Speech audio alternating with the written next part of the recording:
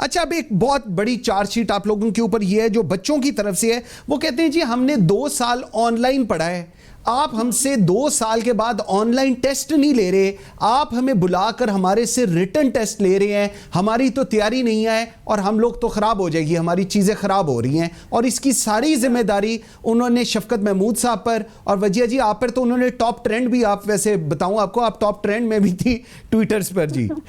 जी कोई बात नहीं, ये हमारे बच्चे हैं। थोड़ी सी मुझे तकलीफ ये जरूर हुई और मुझे लगा कि हम कहाँ पर गलत हैं कि जहाँ हमसे तालीम तो हमने दी लेकिन तरबियत में कहाँ कमी रह गई, तो ये हमें सोचने की जरूरत है। दूसरी बात मैं आपसे ये कहूंगी कि देखें, जहाँ तक ऑनलाइन का ताल्लुक है, हमारा ऑनलाइन सिस्टम इवन वेस्ट में इतना डेवलप नहीं है कि वो ऑनलाइन एग्जाम्स की तरफ आ सकें। और यहाँ पे तो जहाँ जहाँ कनेक्टिविटी के इश्यूज हैं, कहीं पे जो है ना वो अवेलेबिलिटी नहीं है गैजेट्स की, तो कैसे पॉसिबल है कि आप ऑनलाइन पूरे मुल्क में इम्तिहान ले सकें।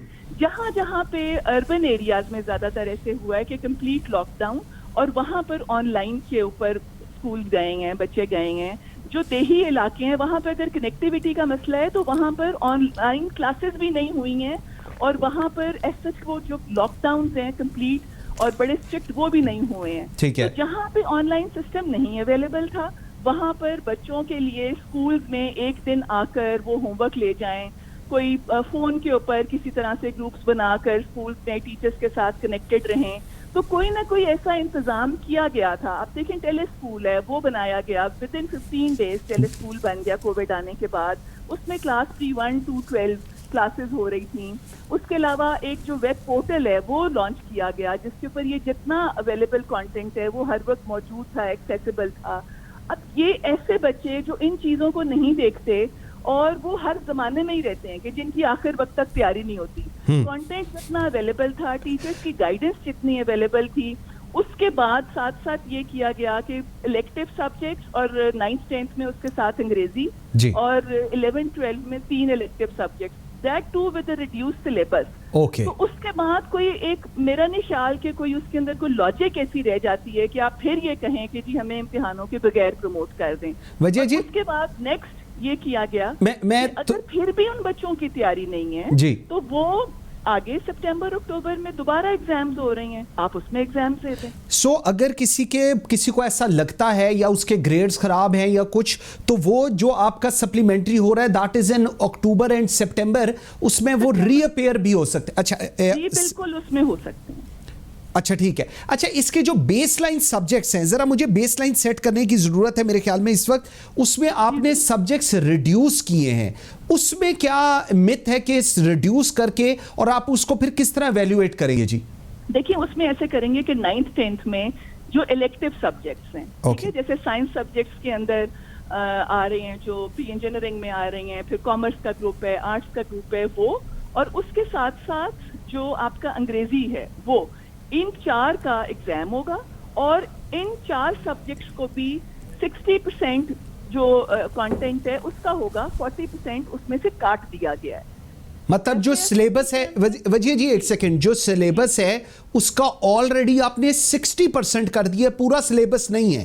पूरा सिलेबस नहीं है, एक तो सब्जेक्ट्स कम किए हैं और उसके साथ उसको भी रिड्यूस कर दिया है और उसके अंदर से 40% निकाल दिया है। 60% का एग्जाम होगा। ठीक है, और उसके बाद ये जितने मार्क्स इसमें आएंगे उसी की एवरेज जो है वो बाकी सब्जेक्ट्स के अंदर भी उनको देके उनको उनका रिपोर्ट कार्ड दिया जाएगा। और इसी तरह से 3 सब्जेक्ट्स जो इलेक्टिव हैं वो आपके क्लास 11 12 के उसमें उसका इम्तिहान होगा और बाकी सब्जेक्ट्स में उसकी एवरेज के अकॉर्डिंगली मार्क्स दिए जाएंगे।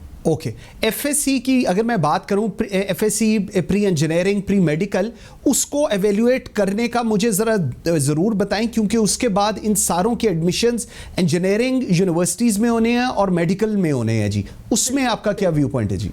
देखिए मैं आपको ये बताती हूँ कि वो उन बच्चों के प्रैक्टिकल्स भी नहीं हो रहे, ठीक है, जो साइंस सब्जेक्ट्स के हैं, और इन्हीं मार्क्स की जो एवरेज है वो प्रैक्टिकल्स में लग जाएगी। और उसके बाद पाकिस्तान इंजीनियरिंग काउंसिल, AGC, बाकी यूनिवर्सिटीज और PMC पाकिस्तान मेडिकल काउंसिल, इनसे हमने बात करके एक इस तरह से बच्चों की एक फैसिलिटेशन के लिए ये किया है कि इनके एग्जाम्स भी जो पहले जल्दी होते थे अब वो थोड़े से डिलेड होंगे, ताकि ये बच्चे जो इनका एग्जाम जो पहले मार्च में था और अब जाके जुलाई में हुआ है और उसके बाद अगस्त तक जाएगा, तो इनका रिजल्ट अगस्त में आएगा, उसके बाद वो एग्जाम्स होंगे।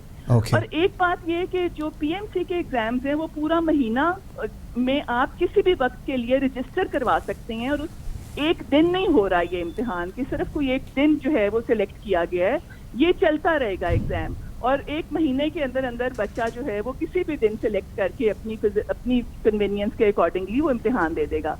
और उसके साथ ये है कि जो सितंबर अक्टूबर में वो बच्चे जो दोबारा से इम्तिहान देंगे, और वो कैम्ब्रिज का वो एक कोहर्ट जो कि अक्टूबर नवंबर में इम्तिहान देगा, उनका वो इसके लिए एलिजिबल होंगे इम्तिहान देने के। Okay. लेकिन ये कि उनका प्रोविजनल एडमिशन जो है वो हो जाएगा अगर वो इसको पास किया इन्होंने, और जब इनका रिजल्ट आएगा तो वो फिर उसका एडमिशन कंफर्म होगा।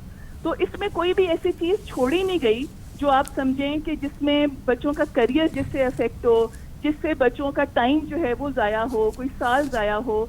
तो बहुत केयरफुली प्लान करके और सब लोगों ने बैठ के, आईपीएमसी है, हेल्थ एक्सपर्ट्स हैं, एनसीओसी है, सब ने मिलकर के एक जो है कलेक्टिव डिसीजंस लिए हैं। बिल्कुल ठीक है वजीर कमर, थैंक यू वेरी मच जी, बहुत शुक्रिया आपके टाइम देने के लिए। एफएससी की अगर मैं बात करूं, FSc pre engineering pre medical, उसको एवेल्युएट करने का मुझे ज़रा ज़रूर बताएं, क्योंकि उसके बाद इन सारों के एडमिशंस इंजीनियरिंग यूनिवर्सिटीज़ में होने हैं और मेडिकल में होने हैं जी, उसमें आपका क्या व्यू पॉइंट है जी? देखिए, मैं आपको ये बताती हूँ कि वो उन बच्चों के प्रैक्टिकल्स भी नहीं हो रहे, ठीक है, Okay. जो साइंस सब्जेक्ट्स के हैं। Okay. और इन्हीं मार्क्स की जो एवरेज है वो प्रैक्टिकल्स में लग जाएगी।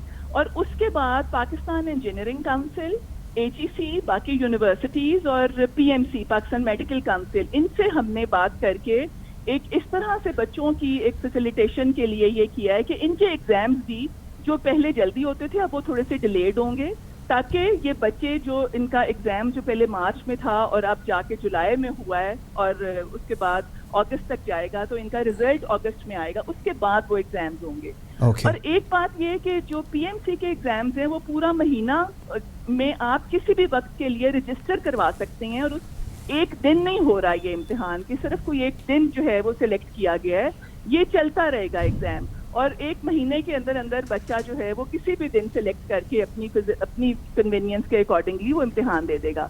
और उसके साथ ये है कि जो सितंबर अक्टूबर में वो बच्चे जो दोबारा से इम्तिहान देंगे, और वो कैम्ब्रिज का वो एक कोहर्ट जो कि अक्टूबर नवंबर में इम्तिहान देगा, उनका वो इसके लिए एलिजिबल होंगे इम्तिहान देने के। Okay. लेकिन ये कि उनका प्रोविजनल एडमिशन जो है वो हो जाएगा अगर वो इसको पास किया इन्होंने, और जब इनका रिजल्ट आएगा तो वो फिर उसका एडमिशन कंफर्म होगा।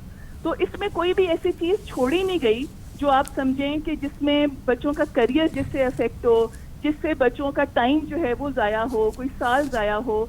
तो बहुत केयरफुली प्लान करके और सब लोगों ने बैठ के, आईपीएमसी है, हेल्थ एक्सपर्ट्स हैं, एनसीओसी है, सब ने मिलकर के एक जो है कलेक्टिव डिसीजंस लिए हैं।